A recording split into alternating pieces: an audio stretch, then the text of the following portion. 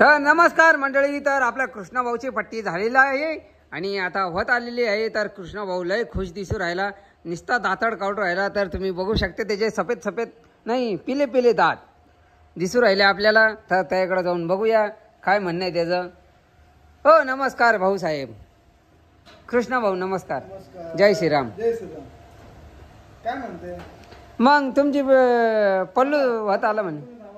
हां बोला आता। तुमचा पल्लू होत आला म्हणे तुम्ही। आला आहे काहीतरी किंचित राहिलेलं आहे, तुम्ही बघू शकते। इतकं झाल्यानंतर आपल्याला आहे ना आडवं ढोटं घालायचं डायरेक्ट। हां का आडवाच घालायचं सरळ नाही?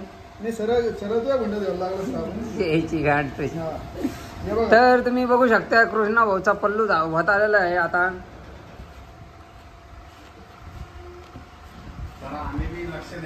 नाही तुम्ही नंतर थांबा थांबा थांबा मंगेश भाऊ, मंगेश भाऊ थांबा, मंगेश भाऊ। तर मंगेश भाऊनी मस्त चिमणी काढलेली आहे झाडावर।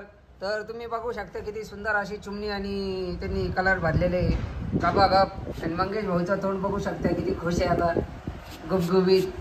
तर अशा प्रकारे चिमण्या काढलेल्या आहे मंगेश भाऊनी।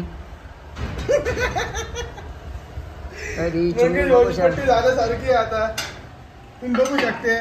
तर मग किती खुश आहे।